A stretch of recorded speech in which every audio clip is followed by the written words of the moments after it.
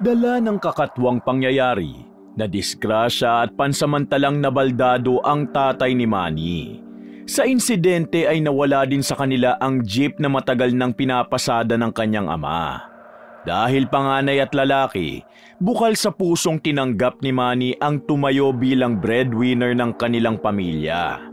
Sa tulong ng kaibigang silahis na si Jonel, nakapasok siya bilang personal driver ng mayora nila.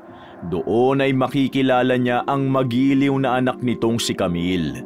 Ngunit hindi magtatagal ay mawawala ang bata. Hahanapin nila ito ngunit bigla na lang itong babalik na parang walang nangyari. Doon na magsisimula ang kakaibang karanasan ng ating bida na si Manny. Marami siyang bagay na mapapansing kakaiba sa bata, hanggang sa pati mga kasambahay sa munting bahay ng kanyang amo ay nagsusumbong na din sa kanya. Hindi niya naman magawang magsabi sa kanyang amo sa takot na hindi siya nito paniwalaan, at kung mamalasin pa ay sisisantihin siya sa trabaho.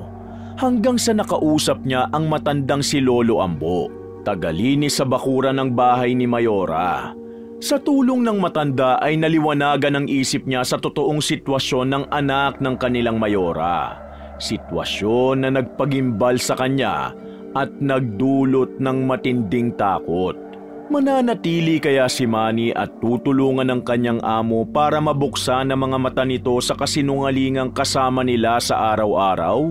O pipiliin niyang umalis, iligtas ang kanyang pamilya at lumayo sa paparating na kahindik-hindik na pangyayari sa kanilang lugar? Naritong muli ang inyong dakilang Crisanto. At narito ang kwentong tampok namin sa araw na ito. Ang sabi nila, kung naniniwala ka sa Diyos, dapat ay naniniwala ka rin sa demonyo. Kung mas pinaniniwalaan mo naman ang siyensya, kung saan lahat ng bagay ay hahanapan mo ng ebidensya na makikita mismo ng iyong mga mata, malamang na hindi ka maniniwala sa ibabahaging karanasan ng ating letter sender ngayong araw. Aminadong hindi pala simbang tao, hindi pala dasal, at bihirang pumasok sa tahanan ng Diyos ang itago na lang natin sa alias na Manny. Gayunpaman, naniniwala siya sa Diyos. Nga lang ng mga panahong yun na masasabing bagito pa ang isip niya sa maraming bagay, in denial talaga siya sa existence ng demonyo o mga alagad ng dilim gaya ng mga impakto, engkanto, aswang o kahit pamulto. Hanggang sa naranasan niya ang nagpabago sa napakaraming bagay sa buhay niya. Dahil may kinalaman sa politiko ang ating kwento, minabuti niyang palitan ang ilang detalye sa kwentong ito. Anumang pagkakahalintulad sa tunay na tao, lugar o pangyayari ay hindi sinasadya at marahil ay nagkataon lamang. Maraming salamat, Jonel. Ilang araw na rin ako naghahanap ng trabaho eh. Alam mo naman kung gaano katinding dagok ang dumating sa pamilya namin. Bukod sa hindi namin alam kung makakabalik pa sa normal na buhay si tatay, wasak-wasak din yung jeep namin. Nawalan kami ng pangkabuhayan ng ganun-ganun lang. Ay, kaya nga ikaw agad ang unang pumasok sa isip ko nung banggitin ni Mayora sa akin na naghahanap siya ng bagong driver. Ay, mabuti na lang pala at naisipan ko siyang bisitahin kanina. Sakto nagpaayos siya ng buhok sa akin at nagpamaniped.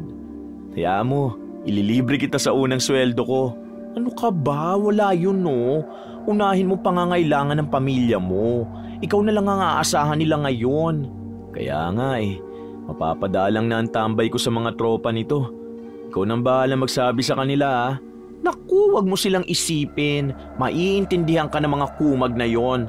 Ayaw nga pala, anong balita dun sa may-ari nung kalabaw na bigla na lang lumitaw sa kalsada bago na disgrasya si Chong?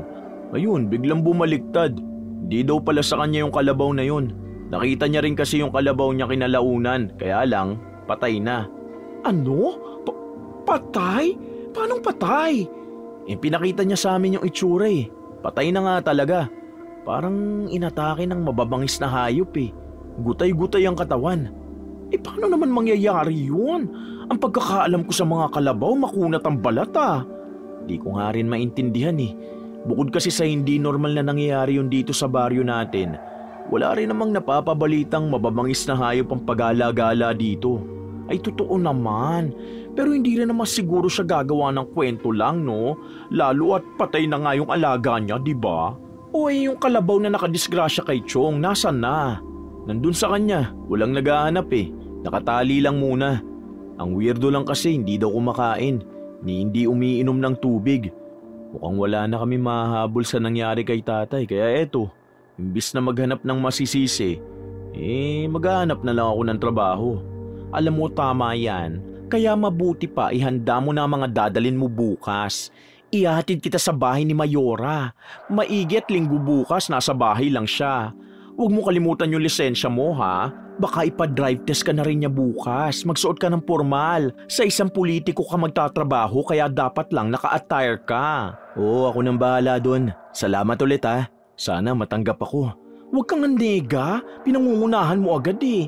Matatanggap ka doon. Tiwala naman ako sa iyo eh.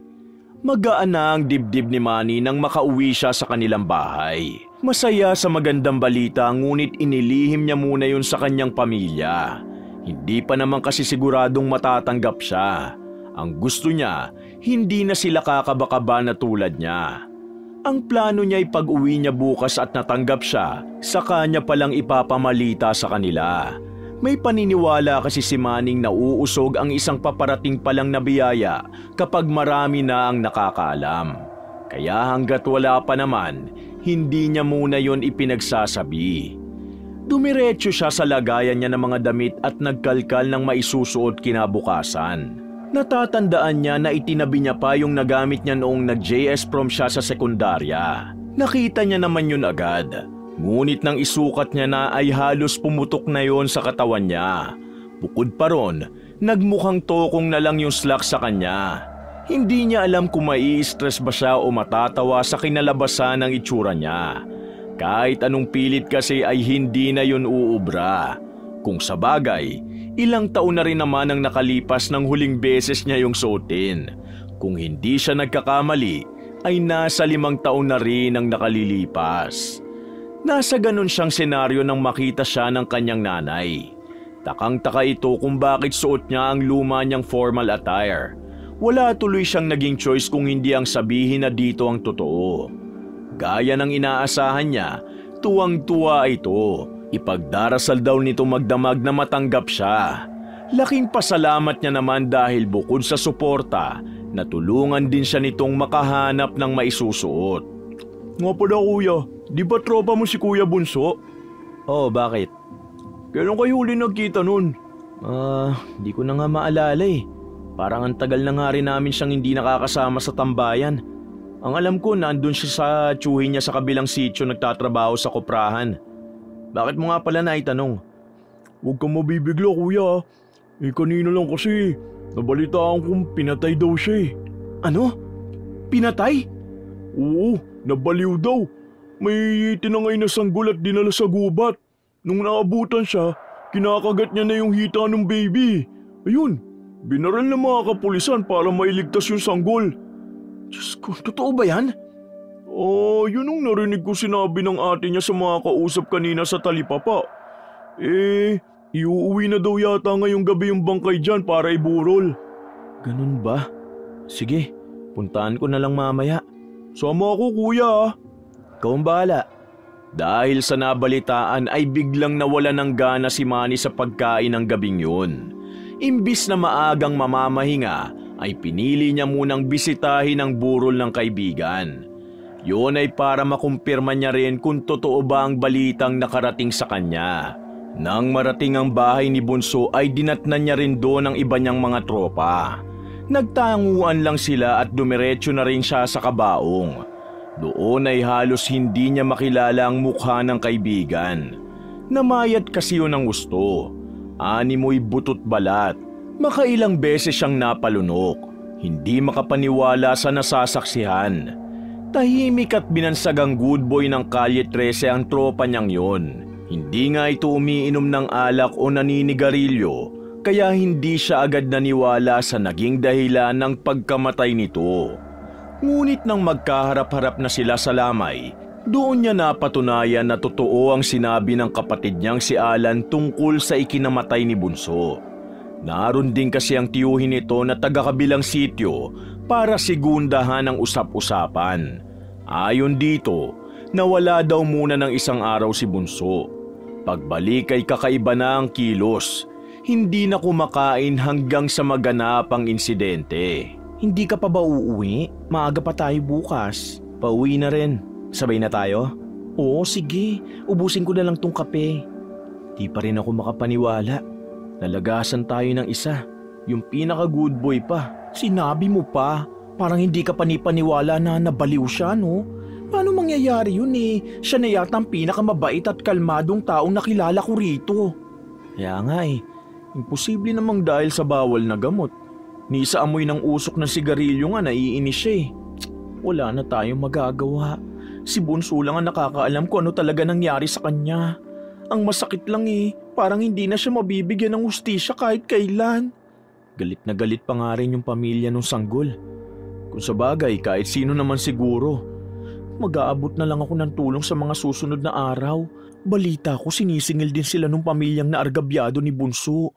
Sila yata ang pinapabayad ng mga bill sa ospital. Doble-dobleng dagok talaga. Mabuti naman at magbibigay ka. Sigurado ako na marami pang tutulong sa kanila. Ako tanging dasal lang talaga maibibigay ko sa ngayon eh. Uy, malaking bagay ang dasal ah. Huwag mo nilalang lang. O paano? Paalam na tayo. Sige. Tahimik na sila habang naglalakad pa uwi. Parehong nalulungkot sa kakaibang sinapit ng kaibigan. Nang mga panahong yun, hindi paramdam ng mga taga-Kalye 13 ang mga kababalaghang nagsisimulang umusbong sa kanilang lugar. Ang iniisip nila, nagkataon lamang ang mga yun. Kinabukasan, balik sa dating buhay ang mga tao doon. Sa loob lang ng ilang araw ay magiging parte ng maghapong usapan ang mga nangyari. Ngunit hindi yun magtatagal at makakalimutan din nila. Ano ba? Bakit ka tumatawa? May mali ba sa ayos ko? Alam mo, huwag kang ma-offend, no? Sinabi ko magpormal ka, pero hindi yung sobrang formal na nakabarong ka na. Ano ka ba? Atin sa Malacanang o sasama sa burol ni Bunso? Uy, sama mo naman magsalita. Ano bang masama sa suot ko? Si Inay ang nagbigay nito sa akin. Sobrang iniingatan kaya ni Inay ito dahil ito daw yung gamit ni tatay nung unang beses siyang hinarana at ginamit din to nung kasal nila. Mariosip, sobrang sentimental naman pala ni Mother. Pati ikaw dinamay pa. Pero kung ako sa'yo, papalitan ko yan. Wala nga ako ibang may susuot eh. Saka baka sumama ang loob ni nanay kapag nalaman niyang di ko sinuot to. Pinakatago-tago niya nga sa baul to eh. Pero nilabas kagabi at nilabhan. Dinauni pa. O sige, mamili ka. Trabaho o damdamin ni Chang? Joel naman eh. Kailangan ba talaga yan? Formal naman to eh. Ano ka ba? Nakakahiya kay Madam. Baka mamaya isipin nun mas mataas ka pa sa kanya sa politika. Mga senador lang ang nagbabarong. Di senador muna ako ngayon. Senador driver ni Mayora. Kung bakit kasi hindi na lang ako magpantalon at t-shirt eh. Mas maayos pa yun. Ay naku, ikaw ang bahala. Basta kung anong maging desisyon ni Madam, nakasalalay sa iyo yun. Lalo na sa suot mo dahil first impression niya sa iyo ngayon, no? Kaloka ka. Hayaan mo na. Gagalingan ko na lang magmaneho. Tara na at excited na akong makilala ng personal si Mayore. Isang jeep lang ang sinakyan nila ni Jonel papunta sa bayan. Sa sinasakyan pa lang ay pinagtitinginan na si Manny ng mga tao. Maging si Jonel ay kulang na lang itanggi siya nakakilala nito. Naiiling na lang si Manny ng sandaling yun. Wala naman siyang nakikitang mali sa suot niya. Kung malalaman lang ng mga taong nandun kung anong trabaho ang naghihintay sa kanya, baka imbis na matawa ay mamangha pa sila. Hindi malayo sa munisipyo ang bahay ni Mayora. Walking distance lang yun. Ilang henerasyon na rin kasing namumuno ang pamilya nila sa bayan na yun, kaya siguro yung ipinapatayong bahay ng ginang ay naroroon lang din sa malapit. Inaasahan niyang tatawanan din siya ni Mayora sa oras na makita nito ang itsura niya. Ngunit nagkamali siya dahil wala naman itong naging reaksyon. Parang wala ngang emosyon ang kabuuan ng ginang. Tinignan lang siya nito mula ulo hanggang paa. Pagkatapos ay nagsimula ng magtanong. Anong height mo, Mr. Palermo? Ho? 5'5" ho, madam. Matangkad ako sa ng 3 pulgada. Marunong ka ba sa basic self-defense o kahit humawak man lang ng baril? Pamaril lang ho sa ibon ang nahawakan ko, madam. Sa self-defense naman ho, kung hindi nyo na itatanong madalas ako manalo sa boxing tuwing may piyestahan dito sa probinsya natin. Undefeated! Madam, pasensya ka na sa kaibigan ko ha. Medyo may kahanginan kasi talaga yan taglay. Ayos lang, Jonel. Hindi ba marunong ka ring mag-ayos ng mga lalaki? Oo. Bakit ho, madam? Sumunod kayo sa akin. Ipag-drive mo ako, Mr. Palermo. Oo, sige po. Hetong susi. Gusto kong dalhin mo ako sa salon. Gusto kong ma-relax ngayong araw. Magpagupit ka na rin habang nandun ako at pagkatapos, sasamahan kang mamili ni Jonel na magiging uniform mo. Consider this as your first day. Bingi ka ba? Tanggap ka na daw!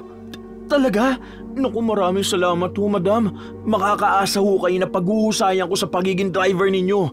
Iingatan at aalagaan ko ho kayo. Uy, ano bang pinagsasasabi mo? Ang ibig ko sabihin, yung sasakyan, iingatan at aalagaan ko. Ay naku, nakakaloka ka talaga. Bilisan mo na nga, hindi ka dapat naiiwanan ng amo mo. Ang iksi kasi ng bias mo Anong bias? Teka, hindi maliit ang binti. Maliit ang mga binti mo kaya hindi mo mabilisan ang paglalakad mo. Tumakbo ka kung kinakailangan. Diyos ko, ang slow. Nauna na nga maglakad si Jonel noon at sumunod kay Mayora o Cynthia. Si Manny naman, natatawa na lang habang naiiling. Aaminin niyang masaya siya sa araw na yun. Bukod kasi sa tuluyan na siyang nakahanap ng trabaho, hindi pa basta-basta ang napasukan niya. Sobrang grateful talaga siya noon sa tropa niya. Hindi lang naman kasi siya ang kakilala nitong marunong magmaneho, ngunit siyang naisipan nitong irekomenda. Doon pa lang ay malaki na ang pagpapasalamat niya kay Jonel. Kababata ni Manny si Jonel. Noon pa man ay ramdam na ng ating bida na may kakaiba sa tropa niya. Pilit ang pagiging lalaki nito. At dahil nag-iisa itong lalaki sa kanilang magkakapatid, strikto at matapang pa ang ama nito kaya gano'n na lang ang takot nitong kumilos ng lalambot-lambot. Ngunit nang mamatay yun at magkanya-kanyang buhay na ang mga kapatid ni Jonel, tuluyan na nitong inilabas ang tunay nitong kasarian. Sa kanila ng mga tunay nitong kaibigan, tinanggap nila si Jonel sa kabila ng kaliwaang ismid at pagtaas ng kilay ng iba. Oo nga pala. Stay in ang kailangan kong driver kaya dalin mo lahat ng kailangan mong gamit pagbalik mo rito. Oo, madam. Maraming salamat ho. Sige na, umuwi na kayo at baka gabihin pa kayo. Okay, madam. Papasyal-pasyalan na lang kita rito. Tito Magic, ikaw nga po. Hi, baby Camille. Kumusta ka na? Ayos lang po. Nandito ka po ba para gamitin ulit ang magic hands mo at pagandahin ulit si Mami? Ikaw talaga? Maganda na ang mami mo kahit walang magic hands ko. Mas gumaganda po siya lalo dahil sa'yo Ganun ba? Kahapon ko pa pinaganda ang mami mo. Nagpunta ako ngayon dito para ihatid tong kaibigan ko. Bagong driver ni madam. Ay, ganun po ba? Hi Camille, ako si Kuya Manny. Hi Kuya Manny, malakas ka rin po bang manuntok? Ha? Parang si Manny Pacquiao po. Oo. Ang slow ko talaga. Hindi nakakapagtaka. Simula ngayon, kayo na po si Kuya Kamao ha. Mukhang malakas ka po gaya ng pambansang Kamao Kuya Kamao? Pasensya ka na sa anak ko, Mr. Palermo. Mahilig kasi talaga siya magbigay ng palayaw sa mga nakikilala niya. Gusto niya siya lang ang tatawag ng ganun sa tao. Wala pong problema yan, madam. Ang cute nga po Saka, isang karangalan para sa akin na mabigyan ng palayaw ng inyong anak. Ikaw naman, normal na bata lang si Camille. Nataon lang na mayor ang nanay niya. Mayora man ho o hindi ang magulang niya, espesyal ho siya sa mga taong nagmamahal sa kanya, madam. Madam, iuuwi ko na ho itong si Manny. Babalik na lang ho siya ng maaga bukas. Sige. Mag-iingat po kayo, Tito Magic at Kuya Kamao. Salamat, Camille. Ang bibo mong bata. para kang yung kapatid ko. Halika na, Manny. Magdidilim na oh. Oo nga. Mauna na po kami, Madam Cynthia, Camille. Pauwi ay agad siyang pinagsabihan ni Jonel. Hindi niya alam kung namamangha ba ito sa kanya dahil kahit unang araw pa lang daw niyang nakakasalamuha ang kanilang mayora at ang anak nito, parang close na siya kung makipag-usap dito. Para kay Manny ay yun na talaga ang natural niya. Madalas niya ngang naririnig na mahusay daw siyang makipag-socialize. Magaan siyang kausap at mabilis siyang nakakapalagayang loob ng kahit sino. Halos umiyak naman sa tuwa ang kanyang ina nang mabalitaan itong tanggap na siya. Maging ang kanyang ama ay wala ring paglagyan ng pasasalamat sa kanya. Kasabay noon ang paghingi din ito ng paumanhin dahil sa biglaang pagpasa sa kanya ng buong responsibilidad sa kanilang pamilya. Lahat kasi ng kapatid niya ay nag-aaral na. 6 sila at siya pa lang talaga ang pwedeng asahan ng panahong yon. Ayaw niya namang pahintuin sa kolehiyo ang sumunod sa kanya dahil matalino yon at mataas ang pangarap sa buhay. Umaga kinabukasan nang maisipang mamili ng pandesal ni Manny. 4:30 pa lang noon, ngunit may mga tsismosa nang nag-aalmusal ng bagong tsismis doon mismo sa tindahan. Napailing si Manny nang marinig kung ano yun. Si Jonel agad ang unang pumasok sa isip niya. 7:00 ng umaga nang madatnan niya sa waiting shed ng kanto si Jonel. Naroon ito at mukhang nag-aabang din ng jeep. Oh, akala ko ba ako na lang ang pupunta kay madam? Bakit maaga ka pa yata sa barker dito? Barker ka John? Pinapunta niya rin kasi ako. Tinext ako kagabi for the first time in history. Darating daw ang kanyang mama. Maraming serbisyong ipagagawa sa akin. Wow, edi maganda. Tara na. Late ka ng 20 minutes, buti na lang dumating ka na. Iiwan na sana kita eh. Wala namang problema kahit mauna ka eh. Hindi ko rin naman alam na makakasabay kita ulit. Ba't piloso po talaga? Pero, puwera biro. Maraming salamat ha. Kung alam mo lang malaking ginhawa to sa pamilya namin. Sirang plaka lang? Paulit-ulit ang pasasalamat? Naisip ko kasi, di lang naman ako marunong magmaneho sa tropa. Pero ako ang nirekomenda mo. Malamang mas kailangan mo. Saka diba, nasira na nga din ang jeep nyo. Basta wag mo ko ipapahiya kay madam ha. Siyempre hindi no. Si Mayora kaya yun. Oo nga pala, narinig ko lang sa tindahan kanina habang bumibili ako ng pandesal. Ang agang almusal ng mga tsismosa yung tungkol kay Rico yan. Patay na daw. Ano? Ano bang pinagsasasabi mo dyan? Hindi ko rin alam eh. Usap-usapan kasi. Akala ko naman alam mo. Di ba may TV kayo? Sinisisi pa nga nila si Claudine kasi inaway daw. What? Ikaw kailan ka pa naging tsismoso?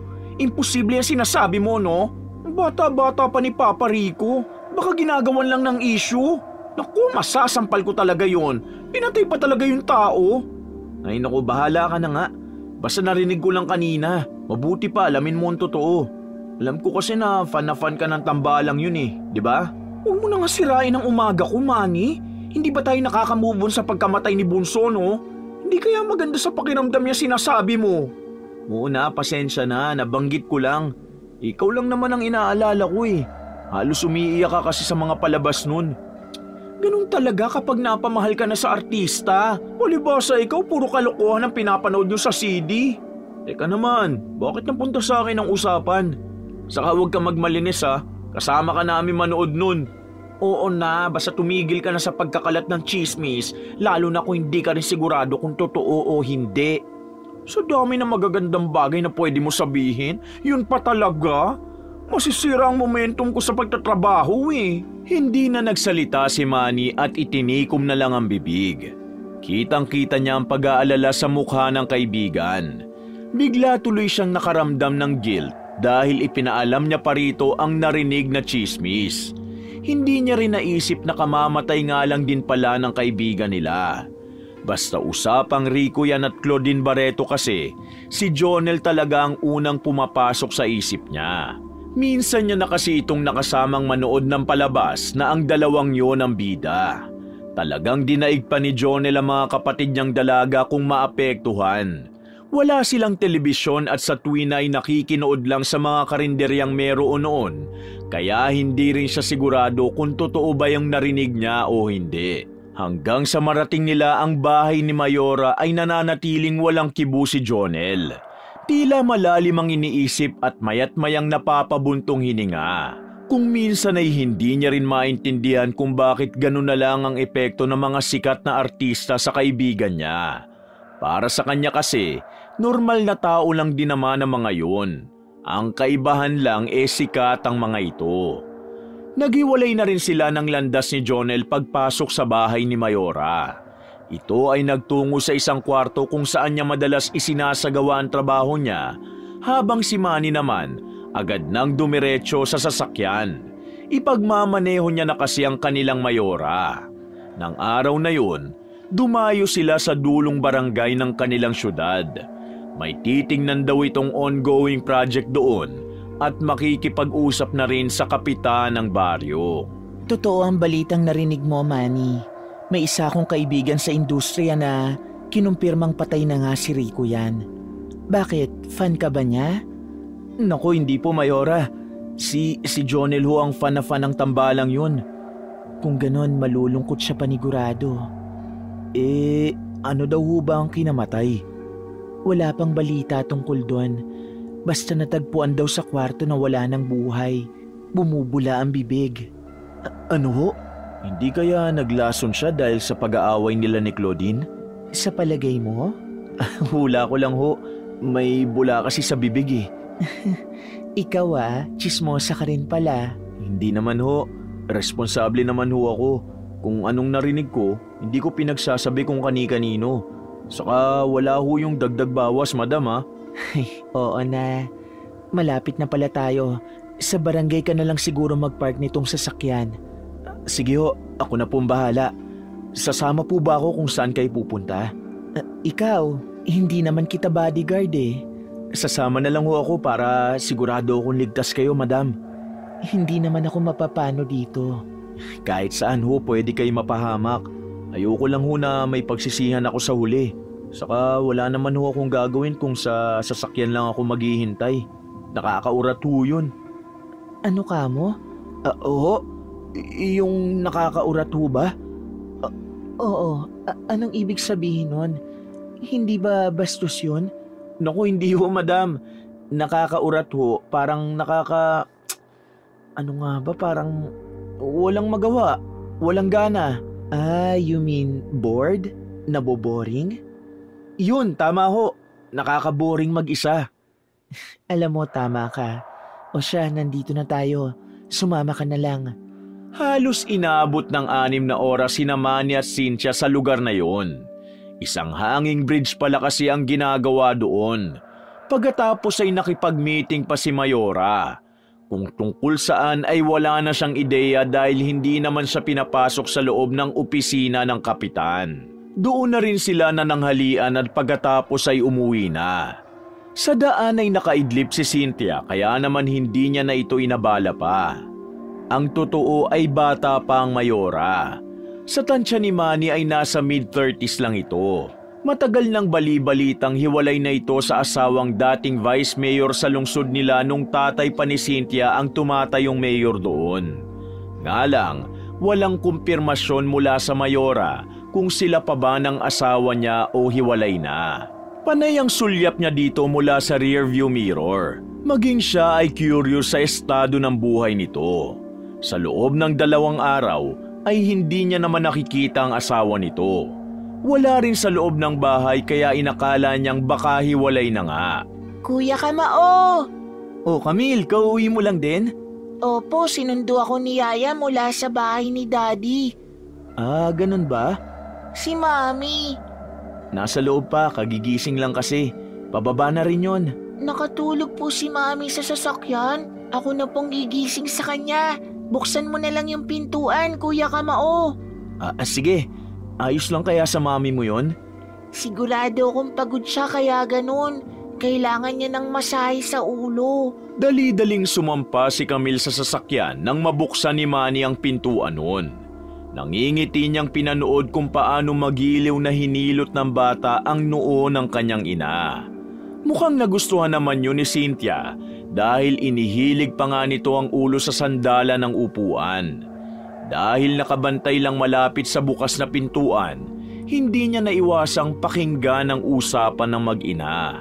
Kailan tayo lalabas na magkakasama ni na Daddy, Mami? Sorry, baby. Busy pa kasi si Mami. Ganyan din ang sabi ni Daddy sa akin. Namimiss ko na po kasi yung gala natin. Manonood tayo ng movie sa malaking TV tapos kakain tayo sa labas.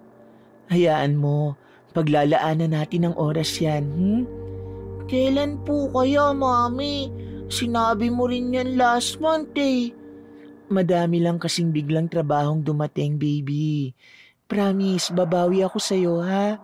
Sa ngayon, pautangin mo muna ang Mami, okay lang? Okay po, wala naman akong magagawa eh. Basta may tubo na ang bayad niyan, Mami, ha? Nako, mukhang mataas ka pa sa Mumbai magpatubo, ah. Ano bang gusto mong tubo?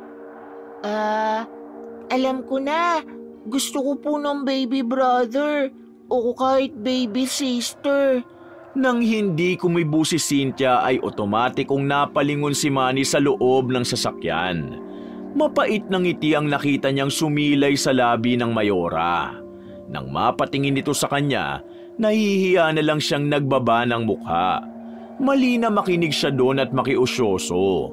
Ngunit hindi mapigilan ni Manny ang sarili. Dahil sa nasaksihan at napakinggan, parang nagkaideya na siya sa tunay na sitwasyon ng pamilya. Kahit papano'y hindi niya maiwasang makaramdam ng awa para sa batang si Camille. Mukhang walang kaalam-alam ang bata na nagkakalabuan na ang mga magulang niya. Pagpasok nila sa loob ng bahay, dinatnan niya roon si Jonel. Maga ang mga mata at tulala.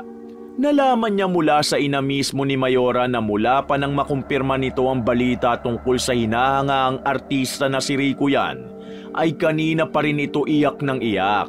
Nang matigil naman ay nanatili itong tulala sa kawalan. Ni hindi na nga nito natapos ang pedicure na pinapagawa rito. Kalahating paalangan natapos ni Jonel habang yung kabila ay hindi man lang nasimulan. Sigurado kang okay ka na dito? Oo, ano ka ba? Silayas lang ako pero lalaki pa rin ako, no? Hayaan mo na ako. Makaka-get over din ako sa nararamdaman kong to. Baka pumunta na lang din ako sa Manila. Ha? Anong gagawin mo dun? Balita ko may public viewing sa Lasal Green Hills. Kahit sa huling sandali man lang makita ko siya at maalalayan ng dasal at bulaklak. Dinaig ko pang namatayan ng jowa eh. Ay, bahala ka.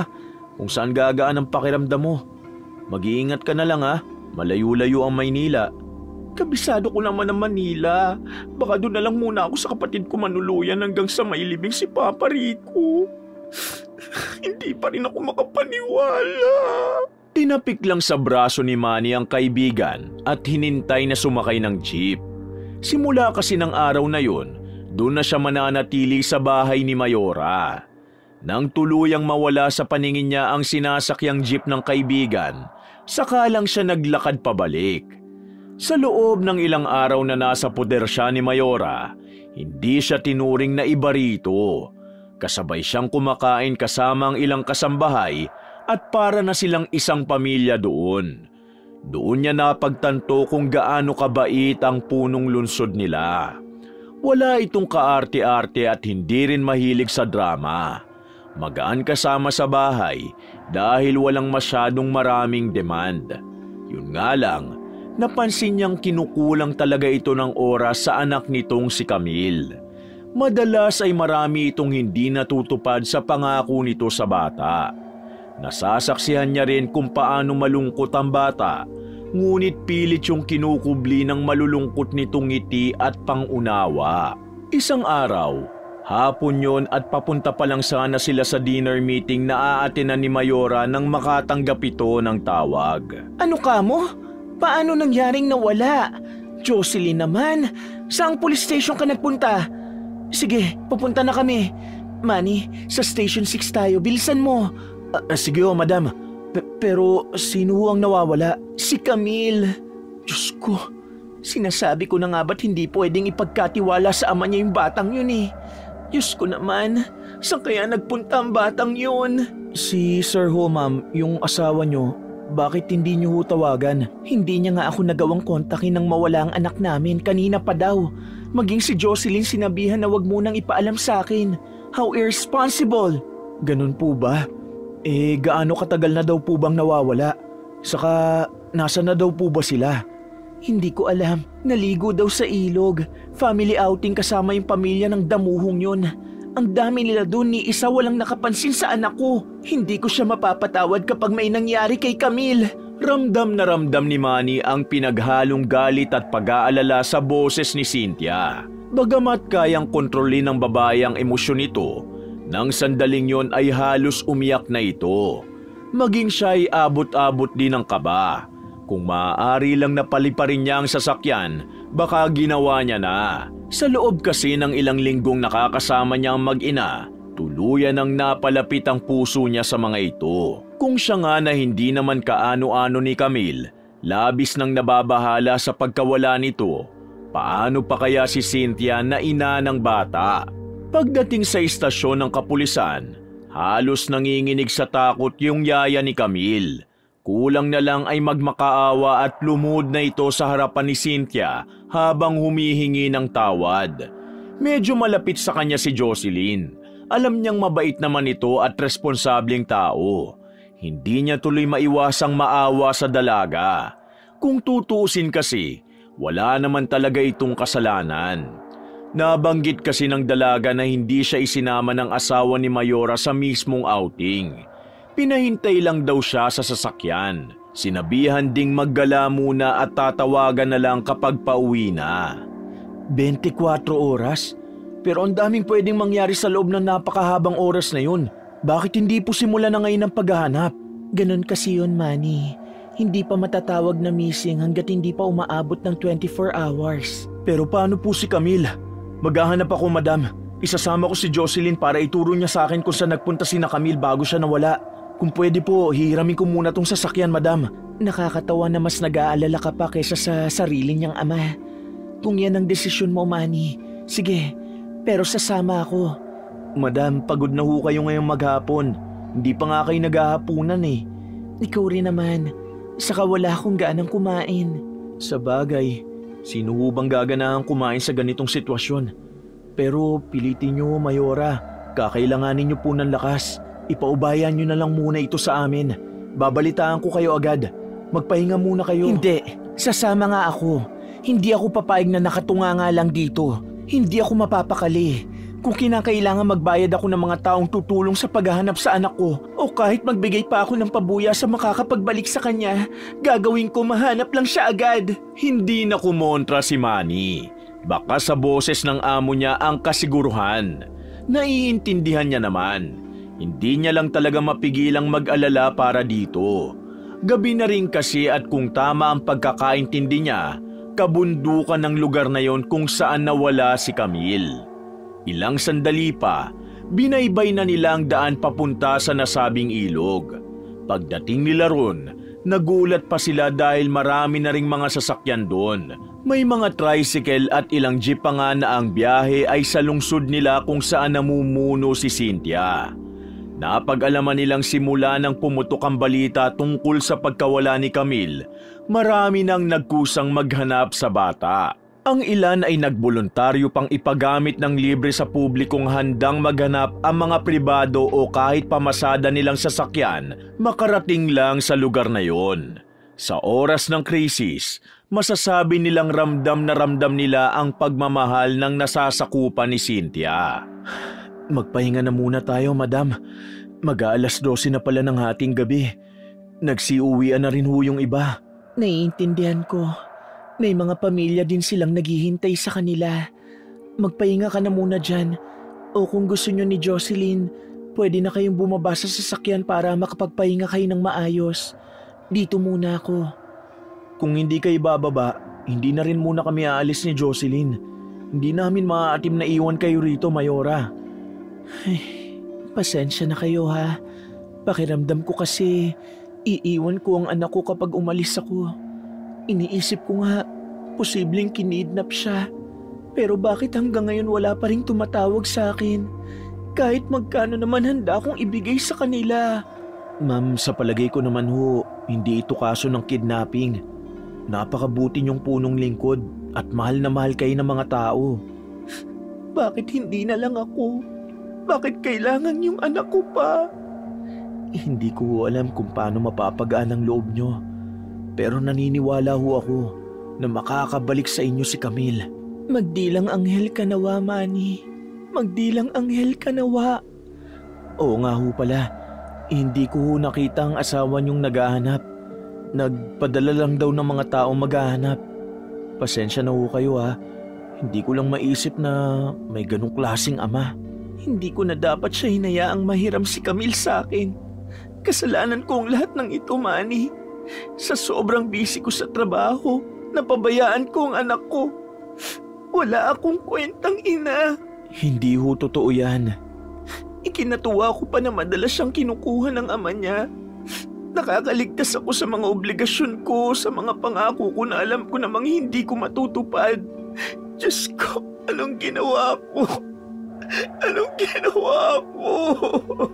Dala ng matinding emosyon, sinubukang lumapit ni Manny para makisimpatya at marahang tapikin ang balikat ng kanyang amo.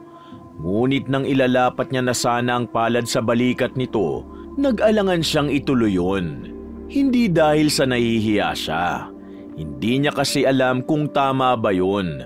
Nababahala siyang baka may makakitang ibang tao at sa huli ay mahusgahan pa sila.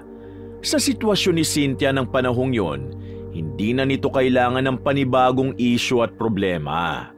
Bumalik siya sa inuupuang bato at doon ay malungkot na pinanood ang pagsisisi at pagdadalamhati ng kanyang amo. Ni minsan ay hindi sumagi sa isip niya na masasaksihan niya ang ganong kalungkot na senaryo sa buhay ng mayora nila. Hindi na nga talaga sila umalis ng ilog kung saan nawala si Camille. Hindi na nga rin namalaya ni Manny na nakaidlip na pala siya sa isa sa malaking bato doon. Naalimpungatan na lang siya nang halos manginig na siya sa lamig at tinatawag din siya ng kalikasan. Pagbangon niya, si Cynthia at Jocelyn agad ang hinanap niya. Naroon naman ang mga ito, nakayukyok sa mga bato kung saan malapit din ang ginawa nilang bonfire. Dumiretso na siya sa medyo masukal para umihi. Pipikit-pikit pa ang mga mata niya noon dahil madilim pa. Ngunit nakakatulong ang liwanag ng buwan para makita niya ang paligid. Nang bigla ay may matanaw siyang maliit na bata sa di kalayuan. Kahit madilim ay nakita niyang medyo mahaba ang buhok noon. At base sa pagkakakilala niya kay Camille, sigurado siyang yun ang bata. Sandali niya itong tinitigan. Ganun na lang ang tuwang nararamdaman niya. Ngunit bigla yung napalitan ng kaba ng tila hindi naman kumikilo si Camille. Nakatayo lang ito at tila matalim na nakatitig sa kanya. Mabilis niyang tinapos ang ginagawa para malapitan na sana ang bata. Camille? Teka! Buisit kung kailan naman nagmamadali. Ano bang...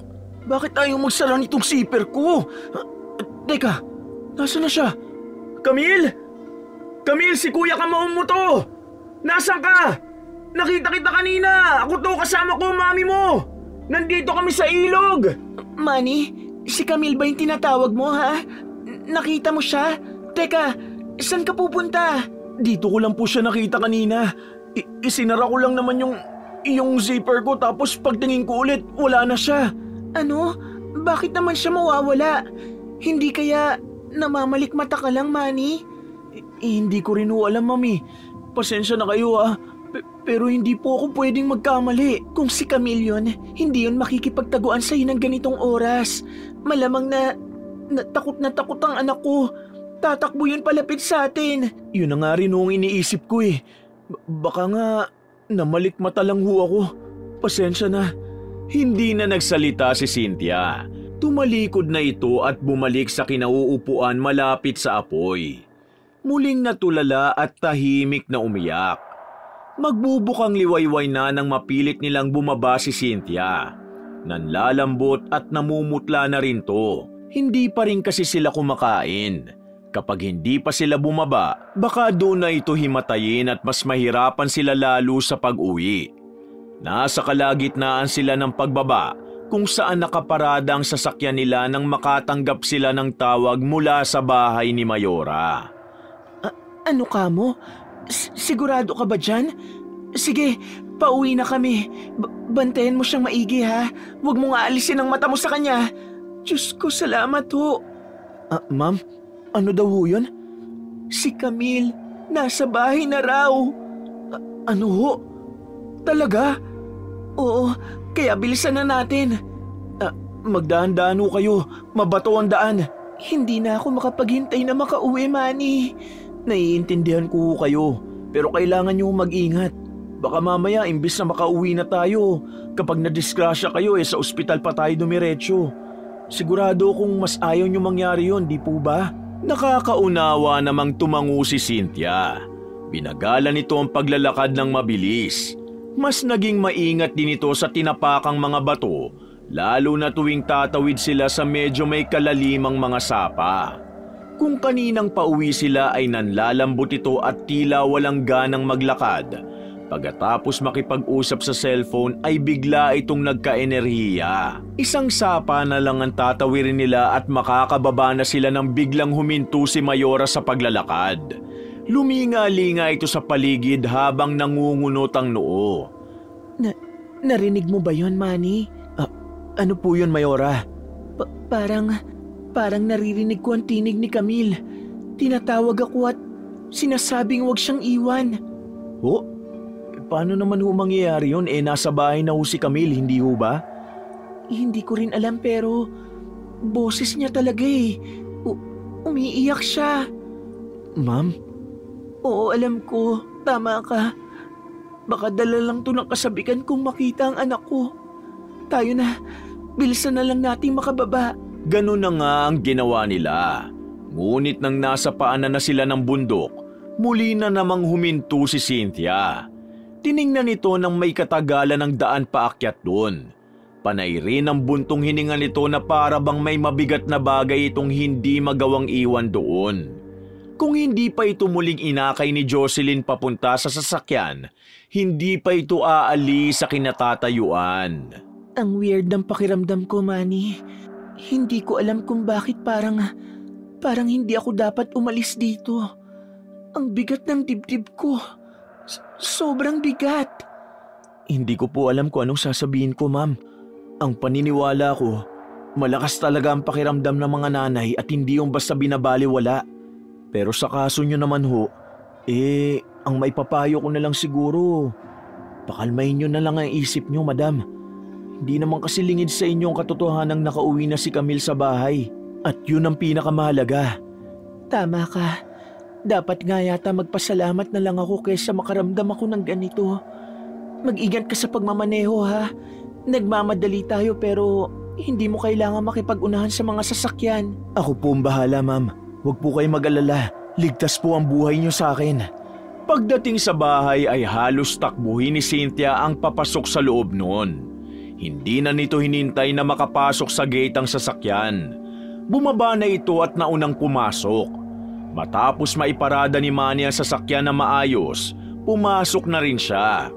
Tulad ni Cynthia at Jocelyn, naroon ang pananabik niyang makita rin ang bata.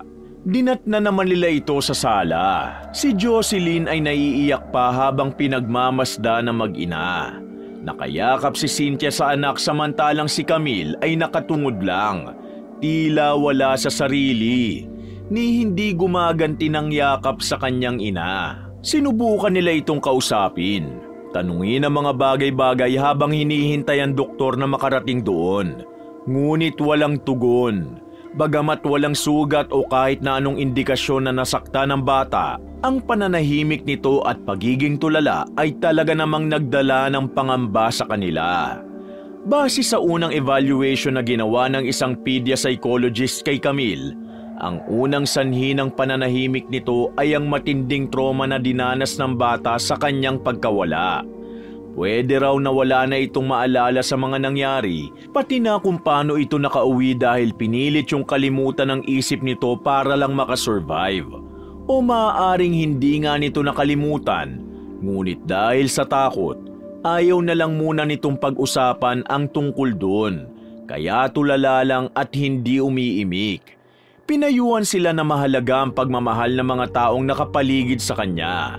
Kailangan nito ng full support at pagmamahal habang patuloy sa kanyang therapy.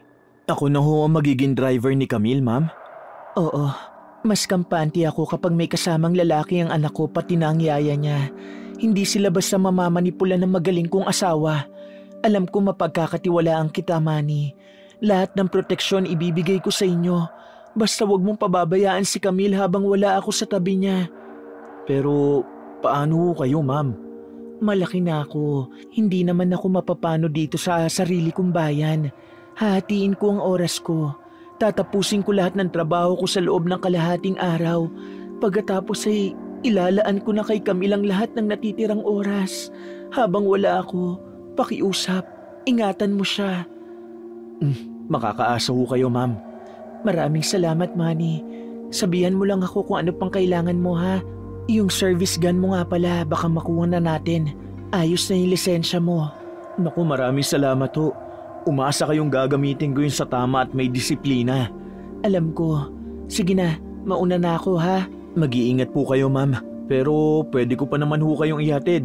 Mamaya pa naman ang... Hindi na, kaya ko na to. Marahan na lang na nagpakawala ng buntong hininga si Manny. Wala siyang nagawa kung hindi ang ihatid na lang sa labas ng gate si Cynthia. Ito na kasi ang nagmamaneho ng kotse nito. Kasalukuyan niyang inaayos ang sara ng gate nang bigla na lang may malakas na tili siyang narinig mula sa loob ng bahay. Kung hindi siya nagkakamali, si Nanay Pasita yun, ang mayordoma sa bahay at tagaluto. Agad siyang tumakbo papasok sa loob. Doon ay halos manlaki ang mga mata niya sa naabutan. Yung paborito kasing alaga ni Camille na asong poodle, nangingisay sa lapag ng sala, duguan ang mukha ng kawawang aso, hanggang sa tuluyan ng manigas ang katawan nun at mamatay. Nang mapatingala siya sa ikalawang palapag, nakita niya si Camille, nakadungaw sa railing habang nakangisi. Bago umalis ang bata doon, nakita pa siya nitong nakatingin. Bigla ay bumalik sa dati ang mukha nito. Walang emosyon at matalim siyang tiningnan. Inilaglag niya ang aso mula sa taas. Lolo Ambo, kanina pa ho kayo dyan? Kanina pa ako dito nagkakape. Hindi mo lang ako napansin dahil abala ka kay Mayora. Pati pagpasok mo kanina ay nagmamadali ka. Pasensya na ho kayo. Nakita niyo na inilaglag niya yung aso? Pero bakit? Mahal na mahal niya ang aso niyang yun. Para pagtakpaan ang totoo. Ano ho? Anong ibig niyo sabihin, Lolo Ambo? Magmatsyag ka at buksan ang mga mata mo, iho. Hindi lahat na nakikita mo ngayon ay totoo. Tapos na ako magkape. Lalabas na ako. Marami akong tatabasing damo sa labas ng bahay. Teka muna ho. Subalit dire-diretso nang lumabas ng bahay ang matanda. Nagtataka at puno pa rin ang katanungan ng isip ni Manny ng sandaling yun. Hindi sila masyadong nag-uusap ng matanda dahil sobrang tahimik nun. Bagamat marami ang nagsasabing mabait at masipag naman si Lolo Ambo, ramdam niyang may kakaiba rito. Misteryo at mukhang maraming kinukubli ang seryoso nitong aura. Muli niyang tiningnan yung aso, habang si Nanay Pasita naman ay umiiyak habang sinusubukan yung buhayin. Saka lang niya napansin, hindi lang sa ulong may dugo ang kawawang hayop. Tila wasak din ang leeg nun. Lalo lang siyang naguluhan. Nilapitan niya ang hayop at kinuha. Sinuring maigi. Tama nga siya. May wasak sa leeg nun na sigurado siyang hindi sanhi ng pagkalaglag mula sa mataas na lugar. Muli siyang napatingin sa itaas kung nasaan si Camille kanina. Aaminin niyang may kakaiba siyang kaba na naramdaman. 9:00 nang bumaba si Camille kasama si Jocelyn. Ang una niyang napansin ay tahimik ang yaya ng bata. Tila may malalim na iniisip.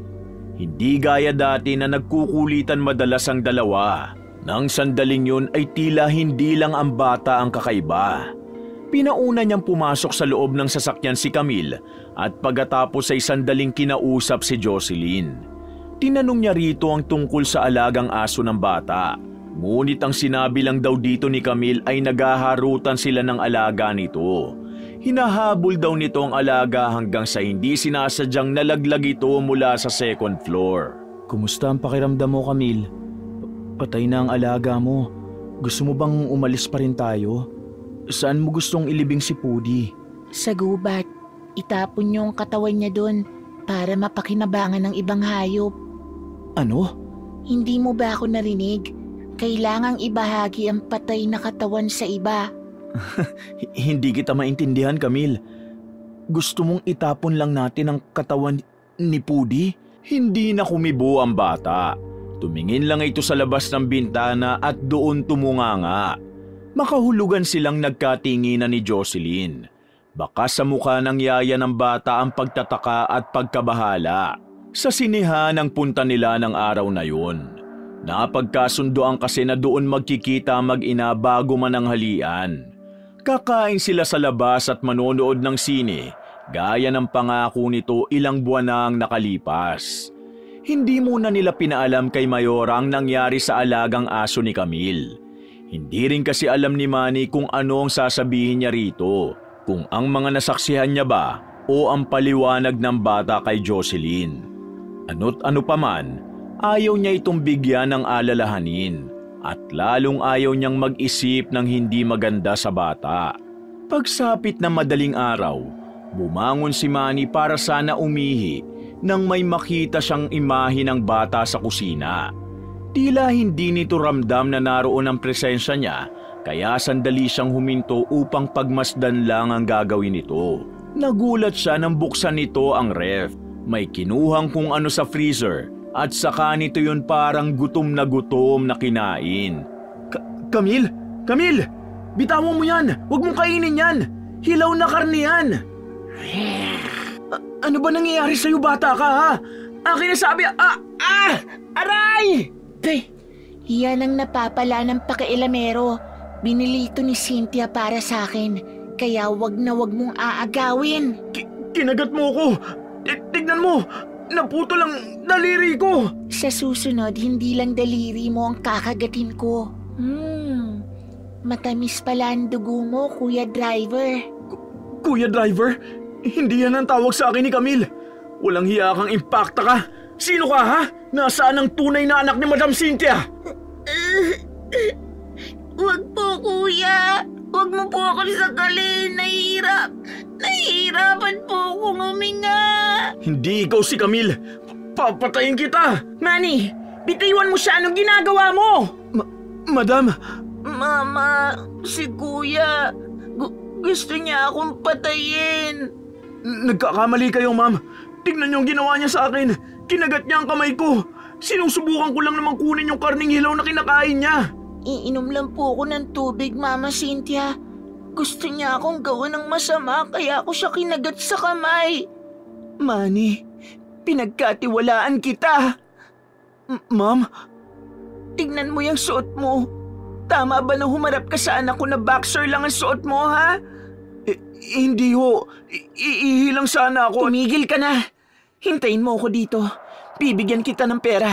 Ipagamot mo ang sarili mo at pagkatapos ay lumayas ka na sa pamamahay ko bago pa kita kasuhan. Hindi naligtas ang anak ko sa tulad mo. Ma'am, nagkakamali ho kayo. Pakiusap. Halika na sa kwarto mo, anak. Sa susunod gisingin mo ko para masamahan kita, ha? Oo, sige. Pero palayasin niyo na ang lalaking yan, ha? Papatayin niya kasi ako. Natatakot ako sa kanya. Hayaan mo, hindi ko na siya hayaang makalapit pa sa'yo. Hindi alam ni Manny kung ano ang gagawin ng sandaling yun. Maling-mali talagang humarap siya sa bata na ganun ang suot. Ngunit hindi niya na yun naisip pa, lalo nang makita niyang nilalantakan nito ang hilaw na karne. Malakas ang kutob niya na hindi na talaga yun ang tunay na anak ni Mayora. At naiintindihan niyang hindi talaga siya paniniwalaan ng babae dahil bukod sa wala naman siyang solidong ebidensya, Driver lang siya nito at anak ang tingin nito sa bata. Subalit hindi niya pwedeng pabayaan na mag-ina, lalo na ang tunay na Camille. Kung kinakailangan niyang bumalik sa ilog at sa bundok na yon para hanapin ang bata, mapatunayan lang sa amo niya na tama siya, yun ang gagawin niya. Makirot ang naputol na daliri sa kanan niyang kamay. Bigla ay nabawasan siya ng parte sa katawan. Nakalimutan niya na ring naiihi siya. Dumiretso siya sa kusina para hugasan ang kamay at lagyan ng sugat ng malinis na tela. Halos mapasigaw siya sa sakit habang ginagawa yun, ngunit pinigilan niya ang sariling mag-ingay. Halos mamuuan ng lalamig niyang pawis sa katawan, subalit pinilit niyang tapusin ang mga dapat gawin. Nang malinis na ang nagkalat niyang dugo sa lapag, bumalik na rin siya sa kwarto niya upang magbihis. Maya-maya pa, kaharap niya ng muli ang kanyang amo. Dumaan ka sa opisina ko mamaya bago ka tuluyang umalis. Naroon ang sahod mo. Heto, dalin mo muna to sa ospital para maipagamot mo ang daliri mo. Ma'am. Wala na tayong pag-uusapan pa rito, Manny. Sapat na ang mga nasaksihan at nakita ko. Bilisan mong umalis ng pamamahay ko. Sige ho. Patawad ho, Mayora. Hindi na yun kumibo at tumalikod na rin. Nang wala na ito ay sa kanya palang tiningnan ang inabot nito sa kanya. Kaunting pera lang yun na marahil ay pamasahin niya papuntang ospital at pambayad na rin sa panggagamot sa kanya. Ginawa niya naman kung ano ang sinabi nito. Nung matapos siya sa ospital, dumiretso na rin siya sa munisipyo at doon na naghintay kung kailan magbubukas ang opisina ng Mayora. Pasado 9:00 na nang dumating si Cynthia. Dire-diretso itong pumasok sa opisina. Sumunod naman siya. Ang buong akala niya ay mawawala na talaga siya ng trabaho dahil lang sa maling paratang at hindi pagkakaunawaan. Ngunit ikinagulat niya ang sinabi nito nang muli silang magkaharap. Pasensya ka na kung kinailangan kong gawin yon. Hindi kasi pwedeng marinig ng batang yun kung ano man ang dapat natin pag-usapan. Napag-alaman ko na malakas ang pandinig ng mga aswang na tulad niya. Kailangang malayo tayo sa kanya kapag pinag-uusapan natin siya. Aswang? Teka lang ho, Mayora. Ang ibig niyo sabihin, aswang ang batang yun na nagpapanggap niyong anak? Nung una pa lang ramdam ko nang hindi siyang anak ko, Manny. Lalo na nung tawagin niya akong Mama Cynthia. Hindi ganun magsalita ang anak ko. Pero paano niyo po nalaman na aswang siya? Kaya ba kumakain siya ng hilaw na karne? At kaya niya rin kinagat ang kamay mo, iho. Lolo Ambo! Pasensya ka na, hindi kita nabalaan. Hindi kasi pwedeng basta pabara-bara ang kilos sa harapan ng mga hunyangong atikulan. Matatalino ang mga yan at tuso. Lolo, paano niyo nalaman? Hunyangong atikulan? Matagal nang namemerwisyo sa bayang ito ang mga yan. Pero dahil nanggagaya sila ng mukha ng mga tao, kaya walang masyadong nakakapansin sa kanila. Lihim nilang sinasabotahi ang pamumuhay ng mamamayan dito. Sa oras na tapos na sila sa gusto nilang gawin, papatay nila ang katauhang gamit nila at muling babalik sa gubat para mamahinga. Alam ko dahil dati na akong biktima ng mga nilalang na yan. Napatay ko ang isa sa kanila na inakala ko ring anak ko noon. Yun nga lang, hindi ko na naabutan pang buhay ang tunay kong anak. Tuluyan siyang namatay dala ng labis na panghihina at gutom. Naguguluhan ho ako. Kung ganun, si Camille... Hindi ko pinahinto ang paghahanap sa kanya, Manny. Ang totoo, hindi ako pumapasok sa umaga. Patuloy akong naghahanap sa kanya. Bakit hindi niyo po sinabi sa akin? Para maging normal ang kilos mo sa harapan ng batang yon. Ramdam niya kapag pinagdududahan na siya. Ano pong plano niyo? Nakahanda po akong tumulong sa abot na makakaya ko. Iyan din ang dahilan kaya kita pinapunta rito. Makakatulong ka kay Lolo Ambo. Ako naman, kailangan ko magpanggap na mahal ko ang batang yon hanggang sa tuluyan na mahanap ang tunay na anak ko. Pakiusap, tulungan mo ako, Manny. Gagawin ko po makakaya ko, Mayora. Huwag kayong mag-alala. Napamahal na rin sa akin ang batang yon. Hahanapin natin siya at ibabalik ng buhay. Mag-iingat po kayo ng gusto sa batang nasa bahay nyo. Hindi lang siya basa-basa nilalang. Para po siyang mabangis na hayop na handang manakmal anumang oras. Talagang mabangis na uri ng aswang ang mga yun. Wala silang pakiramdam. Sa pusod ng gubat sila naninirahan. Sa madilim na kuwebang hindi basta nakikita ng mga tao. Isa-isa silang bababa sa bayan para manginain na akala mo'y malalaki at mababangis na hayop. Pagkatapos ay babalik para may bagong pumalit. Interesado po akong marinig ang lahat ng nalalaman nyo, Lolo Ambo. Pati na kung paano ako makakatulong. Makinig kang mabuti. Hindi ito magiging madali. Siguro naman handa kang itaya ang buhay mo kung sakali. Ho?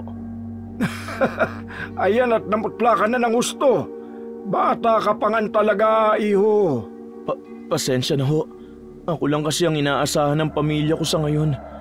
Sisiguruhin ko na walang mamamatay sa atin hanggat maaari. Uuwi tayong lahat ng ligtas.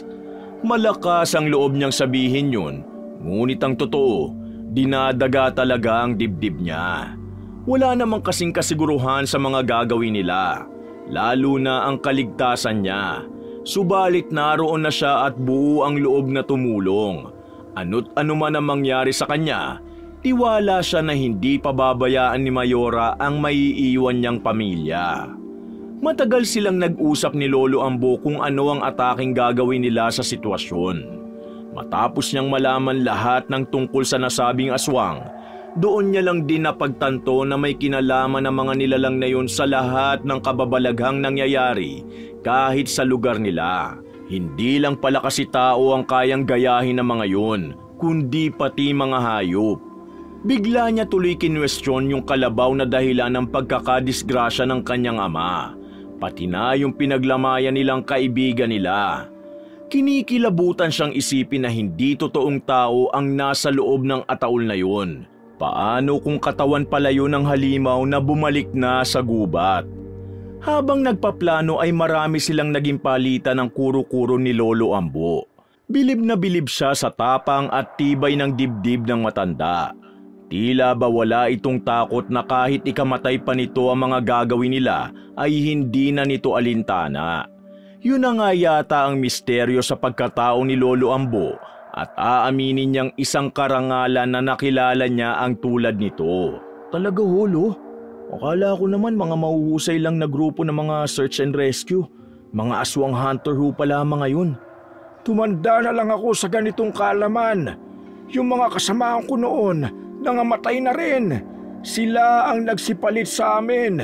Mabuti nga at pinagkatiwalaan kami ni Mayora. Lolo Ambo, ang totoo, kinakabahan po ako para sa inyo. May edad na kasi kayo. Paano kung... Mani, iho, sapat na ang inilagi kong taon dito sa lupa. Kung mamatay man ako habang nakikipaglaban sa mga nilalang na yun, abay, magiging masaya ang paglisan ko. Isipin mo, wala yung pinagkaiba sa mga sundalong namamatay sa digmaan o gera. Hindi kami namatay lang na nangihina sa higaan. May ginawa kaming nakapagligtas sa maraming buhay. Isa yung karangalan, hindi ba? Kung sa bagay ho. Pero di pa kayo mawawala, Lo. Ngayon lang tayo nagkausap eh. Di ko akalaing masarap pala kayong kakwentuhan. Pagkatapos nating mailigtas si Camille, mag-inuman ho tayo. Ililibre ko kayo. Sige ba? Kung mapatumba mo ako sa inuman, di maswerte ka. Naku po, magkakaalaman na lang ho tayo. Kung hindi nyo na itatanong hindi lang ako sa boxing undefeated, pati ho sa inuman. Naku, may hangin ka rin palang taglay ano. Magkakasundo nga tayo. Nang maihanda na nila ang lahat ng kailangan, ginawa na rin ni Cynthia ang parte niya. Niyaya niya ang bata na gumala. Dinala niya ito sa ilog kung saan ito nawala nung nakaraan. Pagdating doon ay halatang kakaiba na ang kilos ng bata. May pagdududa at talim sa bawat tingin niya sa Mayora. Iginagala niya rin ang mata sa paligid na animoy nakikiramdam kung may iba bang tao doon maliban sa kanila. Mama Cynthia, bakit mo ko dinala dito? Hindi ba sabi ng therapist mo, Handa ka na daw na harapin ang kinatatakutan mo? Heto na yun anak. Gusto ko kasing alalahanin mo kung paano ka nawala at nakabalik sa bahay nung araw na yun. Akala ko ba hindi na yun mahalaga dahil nakauwi naman ako? Ang mabuti pa, dalin mo na lang ako sa madalas nating puntahan. Gusto ko ulit kumain ng sariwang karne. Hindi ba sabi mo ibibigay mo yun sa akin palagi kung dun ako sasaya? Oo, pero bago yun, gusto kong ituro mo muna kung saan ka napunta nung nawala ka. Ayoko nga sabi. Bakit ba ang kulit mo? Hindi ba pwedeng makiusap ang mama? Kahit konting alaala lang? Bakit ba gusto mo pang alamin? Gusto mo rin bang mapunta ron? Oo, tama ka.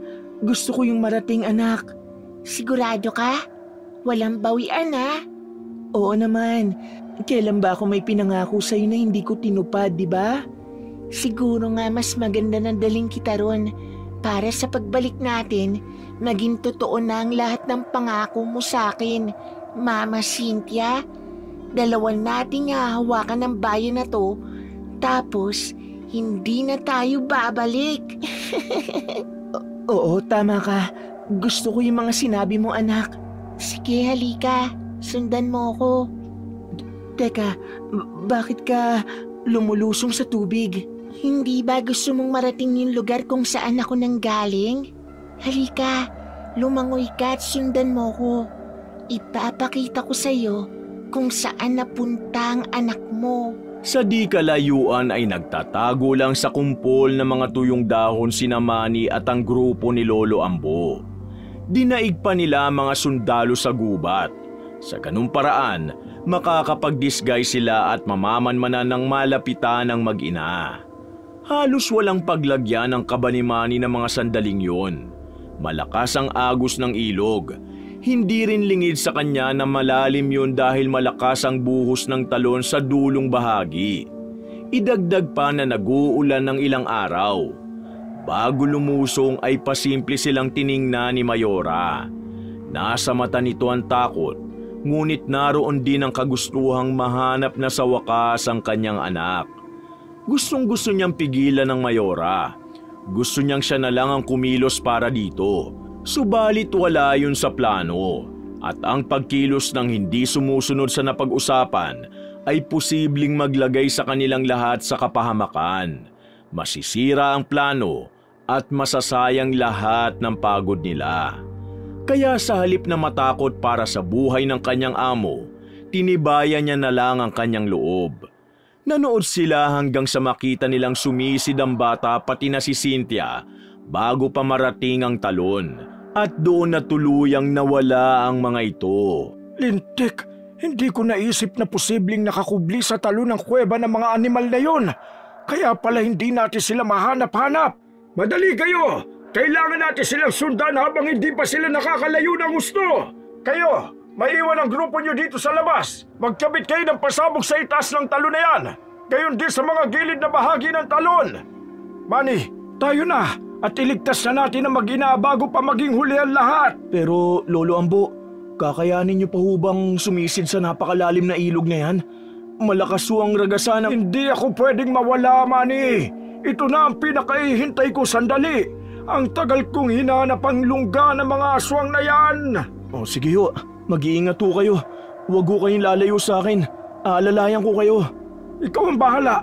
Pero itong tatandaan mo. Sa oras ng kagipitan, iligtas mo ang sarili mo at ang mag-ina. Kuha mo ba? Hoy, Manny! Opo, naiintindihan ko po, Lolo Ambo.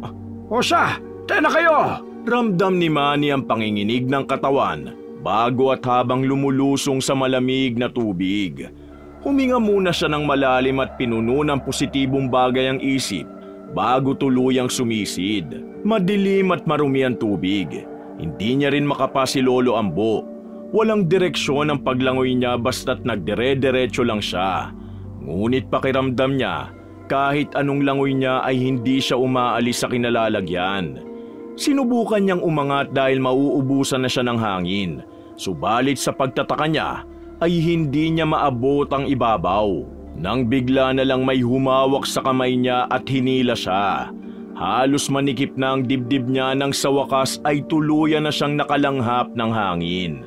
Yun nga lang, inubo naman siya matapos yun dahil sa nakakasulasok na amoy ang sumalubong sa kanya at siyang unang pumasok sa baga niya. Anong lugar to? Sobrang dilim at napakabaho. Ang lungga ng mga hunyangong atikulaan na matagal ng peste sa mga tao. Wala tayong dapat sayangin pagkakataon. Kumilos na tayo. Pero Lolo, paano? Sinabi ko na sa'yo, hindi mo ko dapat alalahanin. Mas malakas akong di hamak kumpara sa'yo. Nahiya naman siya roon. Nangako siyang aalalayan ito, ngunit sa huli ay siya pa pala ang mangangailangan ng tulong mula rito. Nangihina pa man ay pilit na siyang tumayo. Naglalakad na kasi ang mga kasama niya. Ayaw niya namang maiwan lang doon. Mula sa bewang ay kinuha niya ang daladalang baril. Service gun yun na si Mayora pang nagbigay sa kanya. Pinaorasyonan na ang mga bala noon sa kakilalang albularyo ni Lolo Ambo. Nang sa gayon ay tumalab sa mga makakalaban nilang nilalang. Habang papasok ng papasok sa madilim na kuweba, numinipis din ang hangin. Hanggang sa sumenyas ang nauuna sa kanila. Pinahihinto sila sa paglalakad. Paano'y dinig na nila ang mga iyak ni Cynthia at hagik-gik naman ang boses ni Camille. Pwede na tayong umalis dito, ina. Ayan at kusang isinuko ng babae niya ng kanyang katauhan. Sigurado akong matutuwa ka sa akin. Pinuno ng lungsod ang isang yan. Ibig sabihin, kapag nakalabas tayo, ikaw na ang mamumuno. Makakakain tayo ng tao kung kailan natin gustuhin. Makakalaya na rin tayo mula sa madilim na lugar na to. Masyadong mataas ang pangarap mo para sa isang halimaw. Hindi kayo mabubuhay nang hindi nakadepende sa mga tao. Anong akala mo? Papayag na lang kami na basta niyong sakupin? Bitiwan mo ako! Bitiwan yung anak ko! Maawa kayo sa kanya! Hinang-hina na siya!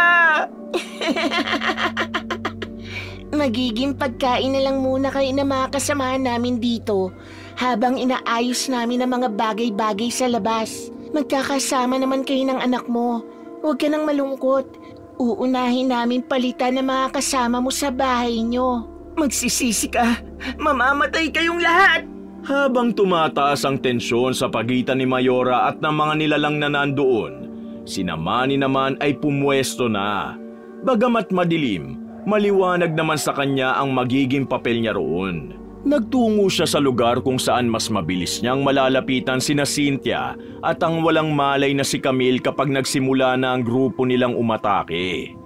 Hudyat na lang ni Lolo Ambo ang hinihintay nila nang bigla na lang itong kumilos nang wala sa plano. Walang takot nitong nilapitan ang mga nilalang. Nagkita-kita rin tayo. Nahanap ko rin sa wakas ang lunggan yung mga animal kayo. Ikaw na naman, tanda.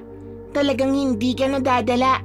Gusto mo yatang sumama sa kalansay ng anak mo. Ayun siya. Mali. Ayun yata. Ikaw na ang bahalang mamili kung alin dyan. Pare-pareho namang tao ang mga yan. Masyado kang matabil para sa batang katawan na yan. Hindi ba dapat namamahinga ka na lang sa papag mo at hinihintay ang kamatayan mo? Hindi mo gugustuhin mamatay ng gutay-gutay ang katawan. Ang dami niyo pang satsat. Magsilapit kayo sa akin. Bilisan ninyo. Sabik na ako sa inyo. Ni hindi umatras ang matanda ng isa-isang magsilapit sa kanya ang mga nilalang na naroon. Sa kanya na lang hinugot ang dalang buntot pagi nang maaabot na siya ng mga ito. Isa-isa niya yung hinampas. Malalakas na paghataw at galit na mga angil ang tanging maririnig sa lugar na yon. Nagsimulang magkagulo ang mga nilalang. Sa alitan nilang inaatake ang matanda. Dahil mga baril ang dala ng grupo, hindi nila magawang magpaputok dahil nasa gitna si Lolo Ambo. Si Manny naman ay naging mabilis ang kilos. Sinamantala niya ang pagkakataon para makuha si Mayora at makarga sa kanyang bisig si Camille. Ano pang hinihintay nyo, ha? Kumilos na kayo! Gamitin nyo mga sandata nyo! Nagsasayang kayo ng oras! Gustong tumutol ni Manny. Ngunit hindi niya magawang mag-ingay sa takot na baka mabaling sa kanila ang atensyon ng mga kalaban. Sa kabilang grupo siya tumingin. Kitang-kita niya ang pagtutol sa mukha ng mga ito, subalit hindi sila pwedeng tumanggi. Malungkot silang nagtanguan. Masakit man sa kalooban, ay sabay-sabay silang nagpaula ng bala sa lugar na yon. Nagliwanag ang kuweba dahil sa sabay-sabay na putukan ng baril at Armalite. Hindi na pinanood pa ni Manny kung paanong matadtad ng bala ang katawan ng matapang na matanda kasabay ng mga aswang na nakapalibot dito. Hilaman ng luha ang mga mata, matagumpay niyang naisamang mag-ina sa bunganga ng kuweba. Sige na, kailangan na natin makalabas dito. Pero si Lolo Ambo, bakit niya ginawa yun? Yun na siguro ang plano niya talaga. Wala sa usapan na gagawin niyang pain ng sarili niya pero yun ang ginawa niya para mas maging madali ang pagtakas natin. Hindi ko siya magagawang kalimutan. Diyos ko, naglaan siya ng buhay niya para sa ating lahat. Tama ho kayo, Mayora. Kaya hindi natin pwedeng sayangin ang pagkakataong nabuhay tayo matapos ito. Utang natin sa Diyos at kay Lolo Ambo ang pangalawang buhay natin. Kaya sige na, bago pa nila tayo abutan. Walang kasiguruhan kung makakaya nilang makalampas sa napakalakas na talon at makabalik sa Pampang. Ngunit hindi na sila nagsayang ng oras. Tumalon sila sa tubig at muling sumisid. Hindi nagtagal at nakita niyang kusa namang umangat ang mag-ina habang ginagabayan niya mga ito. May liwanag kasing nanggagaling mula sa taas. Marahil ay pailaw yon ng mga naiwang grupo sa labas. Nagsilbi yung guide nila habang pabalik doon. Nang siya naman sana ang aangat, ay bigla na lang may malakas na puwersang pumigil sa paa niya. Dagli siya noong hinila pa ilalim. Dahil sa gulat, maraming hangin siyang naibuga. Nang tingnan niya kung sino yon, nakita niya ang mukha ni Lolo Ambo sa kanyang paanan. Nakangisi habang pinipigilan siyang makaangat. Kahit sariwa pang emosyon sa ginawang sakripisyo ng matanda, muling sumagi sa isip niya ang huling habilin nito sa kanya, na kung magkagipitan man, palagi niyang uunahing iligtas ang kanyang sarili. Kung susundin ang puso niya, hindi niya kayang sakta ng matanda, subalit sa likod ng isip niya, alam niya na hindi na ito yun. Na isa na lang yung halimaw na nanggagaya na mukha upang makapanlinlang at magmanipula. Mariin niyang hinawakan ng baril at bago pa siya tuluyang maubusan ng hininga, ilang beses niya na yung pinaputok sa ulo ng matanda. Manny, Diyos ko, ano nangyari sa'yo? Bakit ang tagal mo nakasunod sa amin, ha? Pinag-alala mo ko. Pasensya na kayo, Mayora. May nangyari lang. Si Camilo, ligtas ba siya? Ligtas na siya. Halika, tutulungan kita makarating sa Pampang. Bilisan mo, dahil pasasabugin na ang talon. Nandito na silang lahat. Ikaw na lang ang wala. Kanina pa dapat pinasabog yan pero pinipigilan ko lang. Nagagalit na sila sa akin dahil baka malagay sa peligro ang lahat. Ano ba nangyari sa'yo? Isang bangungot. Bangungot na habang buhay kong makikita at maaalala. Kasabay ng pagtulo ng luha sa mga mata niya ay ang malakas na pagsabog. Pinagtulungan na lang siyang dalhin ng grupo sa mataas na bahagi ng lugar na yun dahil wala na talaga siyang lakas para maglakad pa. Hindi niya nga pinanood ang nangyari kay Lolo Ambo sa loob ng kuweba. Yun pala ay ibang nakahihindik na alaala ang iiwan ng imahe nito sa isip niya. Mas malala pa dahil siya mismo ang kumitil dito. Kahit ilang beses niyang ipaalala sa sariling hindi naman ito ang totoong si Lolo Ambo, hindi niya mababago ang katotohanang kamukha nito yun at halos walang pinagkaiba. Pagbaba sa bundok ay sa ospital na sila dumiretso. Maging siya ay pinakonfine pa ni Mayora. Hindi niya rin naman alam kung bakit parang naubos ang lakas niya. Ilang araw din siyang hindi makakain kaya't umasa na lang sa dextrose ang katawan niya. 2 linggo pa ang matuling lumipas bago siya bumalik sa dating sigla. Pinili ni Mayorang ikubli na lang sa publiko ang lahat. Magdudulot lang kasi yun ng tensyon at takot sa mga tao. Ang mahalaga para sa kanila ay tapos na. Siniguro na rin ang grupo ng mga aswang hunter sa kanila na hindi na makakapaghasik pa ng lagim ang mga aswang na yun dahil tuluyan na silang nalibing sa mga naglalakihang bato. Saan nga po pala tayo pupunta, madam?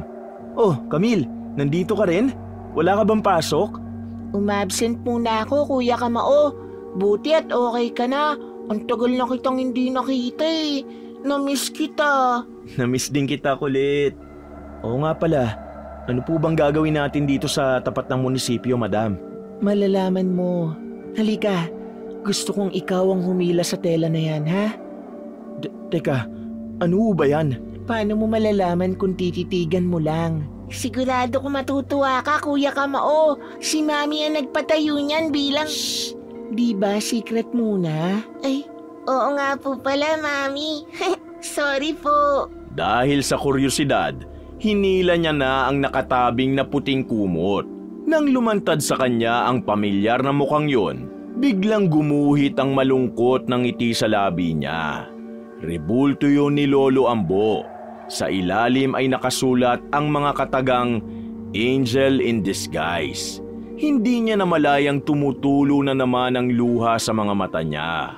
Hinaplos niya yon at muling umusal ng pasasalamat. Marami ang nagtataka. May mga kumalat pang haka-haka kung bakit pinatayuan ng rebulto ni Mayora ang isang hindi naman kilala at misteryosong matanda. Ngunit para sa kanila na nakakaalam ng katotohanan, hindi sapat ang rebulto bilang paggunita sa kabayanihan ni Lolo Ambo. Wala na ngang nanggambala pang nilalang sa lugar na yon. Wala na ring mga hindi maipaliwanag na kaganapan. Naging bahagi na ng pamilya ni Cynthia si Manny at magpahanggang sa kasalukuyan ay tapat itong naninilbihan sa Mayora. Kanang kamay at pinagkakatiwalaan sa lahat ng bagay. Wakas!